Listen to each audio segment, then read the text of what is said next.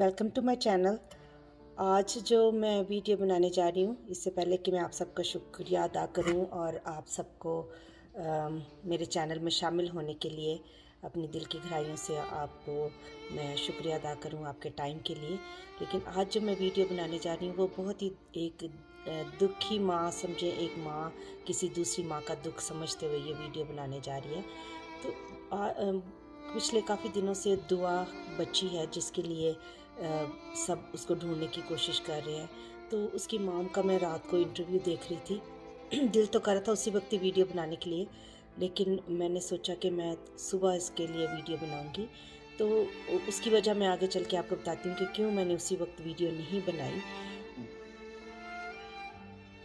जब उसकी मॉम ने ये कहा ना कि हम हर रोज़ मर रहे हैं, हम अपनी बच्ची को नहीं ढूंढ पा रहे, तो मैं उस बहन को ये कहना चाहती हूँ कि आपके दुख को मैं समझ सकती हूँ। मैं समझ सकती हूँ कि कैसे एक माँ मरती है हर वक्त जब उसके बच्चा या इस दुनिया से चला जाए या ऐसे गुम हो जाए। मैं शायद मुझसे ज़्यादा आपका दर्द शायद ही कोई समझ सके। लेकिन मैं आपको सिस्टर, बहन, जो भी आप कहें, मैं आपको ये कहना चाहती हूँ कि जब मैंने वीडियो उसी वक्त इसलिए नहीं बनाई कि जब मैंने आपके हस्बैंड का, दुआ के बाप का देखा इंटरव्यू कि उन्होंने कहा कि मैं घर में सो रहा था, सोने लग रहा था, तो मैंने कहा ये ट्रैश बाहर, कूड़ा बाहर रख देना। तो मुझे ये बात बहुत बुरी लगी कि जब वो घर में मौजूद थे तो वो ट्रैश लेके बाहर क्यों नहीं गए। उन्होंने कूड़ा करकट जो भी था आपका वो बाहर रखने क्यों नहीं गए। उन्होंने क्यों अपनी 13-14 साल की बच्ची को ये बात कही। ये बात मुझे अच्छी नहीं लगी। और दूसरी बात, मुझे ये बात भी बहुत दुख पहुंचा कि जब वो कहते हैं कि वो मस्जिद में कहने के लिए गए तो किसी ने ऐलान नहीं किया। खुदा के घर को हम तफरकों में क्यों बांट देते हैं, जब उन्हीं घरों में, उन्हीं मस्जिदों में और ये पाक घरों में जब बच्चों और बच्चियों के साथ ज़्यादती होती हैं, उस वक्त कोई कुछ भी नहीं करता। 4 दिन वो उनको जेल में रखते हैं और उनको छोड़ देते हैं जो उनके गुनहगार होते हैं। लेकिन जो बच्चे इस तकलीफ़ से गुज़रते हैं, जिनके साथ, बच्चियों के साथ या बच्चों के साथ जो ज़्यादती होती है, जो तकलीफ़ से वो गुज़रते हैं सारी ज़िंदगी, उसका कोई उसको सोचने के लिए तैयार ही नहीं है। और पुलिस का जो किरदार है वो तो हमेशा से मशकूक ही रहा है। पुलिस को 4 पैसे मिल जाएं तो वो काम करते हैं, या कोई नोटिस ले ले तो काम करते हैं। अभी भी कह रहे हैं कि जो सिंध के गवर्नर ने नोटिस लिया, नोटिस लेके ये लोग सो जाते हैं। आप सबको नींद कैसे आती है कि किसी की बच्ची जो है वो मिल नहीं रही है, 1 हफ्ता हो गया है और आप लोग आराम से सो रहे हैं। कैसे घरों में जाके सो जाते हैं? जब आप घरों में जाते हैं, क्या आप अपनी बेटी को, बीवी को देखते हैं तो आपको ख्याल आता है कि किसी की बीवी रो रही है? उस माँ की आंखों को देखें कि कितनी तकलीफ़ में है उनकी आंखें। उसके बाप का तो जो मैंने कहना था कह दिया, आपको अच्छा लगे या बुरा। मुझे उसके बाप का किरदार कोई बहुत अच्छा नहीं लगा। उन्होंने अपनी बेटी को क्यों कहा कि ट्रैश बाहर रख दो? उनके हाथों में क्या फोड़े हुए थे कि उन्होंने क्यों नहीं ट्रैश को बाहर रखा? उनको रखना चाहिए था। ऐसे काम आदमियों को करने चाहिए। अपनी बेटियों को, हम तो कहते हैं बेटियां शहजादियाँ होती हैं घरों की, तो आप शहजादी को कह रहे हैं कि वो ट्रैश बाहर रखे। मैं ट्रैश बार बार कह रही हूँ, कूड़ा करकट बाहर रखे, और आप घर में अंदर सो रहे हैं रोज़ा रख के। ऊपर वाला आपके रोज़े को क्या कबूल करेगा कि आज आपकी बेटी पता नहीं कहाँ पे है?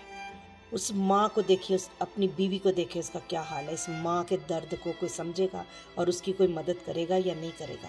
कि ऊपर वाला कोई अजाब ही लाएगा। अगर आपको याद हो तो एक स्टोरी मैंने आपको सुनाई थी जिसमें वो उल्लू है, जो उल्लू बैठा होता है तो वो कहता है कि तोती को वो ले जाता है, कहता है मेरी बीवी है।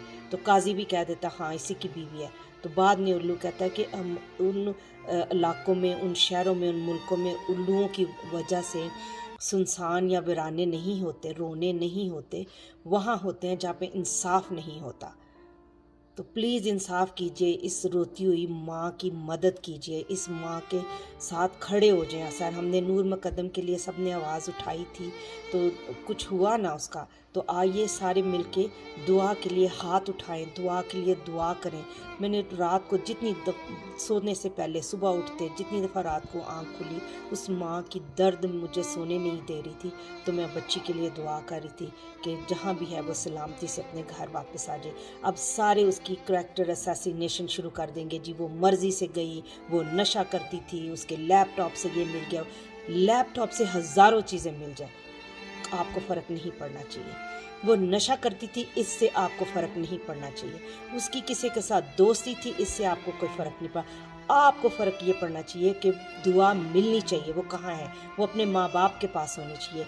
बाकी जो उसकी करैक्टर असैसिनेशन कर रहे हैं ना, लानत है उनके ऊपर कि वो किसी की बच्ची के ऊपर ऐसे गलत मलत बातें कर रहे हैं। और जो पुलिस वाले के बगैर सोचे समझे वीडियोस जारी कर देते हैं, थोड़ा सोचें, आपके घरों में भी बेटियां हैं, कल को उनके साथ भी ऐसे हो सकता है। और मैं सारे माँ बाप से इल्तिजा करती हूँ हाथ जोड़ के, अपने बच्चों का ख्याल करें, नहीं तो कोई ना कोई उनकी जान ले लेगा, कोई ना कोई उनको उठा के ले जाएगा।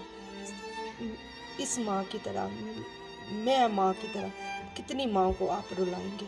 प्लीज़ ऐसे ना करें अपनी। और मैं आस पड़ोस वालों को कहती हूँ कि आंखें खुली रखें। ज़रूरी नहीं कि आप मदद करें, किसी की पैसों से ही मदद करें, आप अपनी आंखें खुली रख सकते हैं। किसी की बच्ची की हिफाजत आप कर सकते हैं, देख सकते हैं कि कोई गलत बंदा तो नहीं आपके घर के इर्द गिर्द, आपके मोहल्ले में सड़कों पे फिर रहे, आप उनको देख सकते हैं। और इसी तरह ही आप किसी की मदद कर सकते हैं। मदद करने के लिए अजर का इंतज़ार ना करें, अजर तो ऊपर वाला देता है और वो देगा, वो तो 10 गुना बढ़ा के वापस करता है।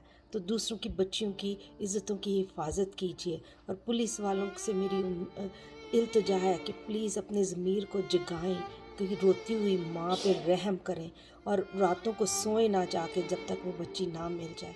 तो आइए हम मिल के इस बच्ची के लिए दुआ करते हैं कि वो खैर खैरियत से अपने माँ बाप के पास पहुँच जाए। और खुदा सारी बच्चियों की, बच्चों की इज़्ज़तों की और जानों की हिफाजत करे। मेरी यही दुआ है। मेरी वीडियो आपको अच्छी लगी हो तो इस चैनल को सब्सक्राइब कीजिए,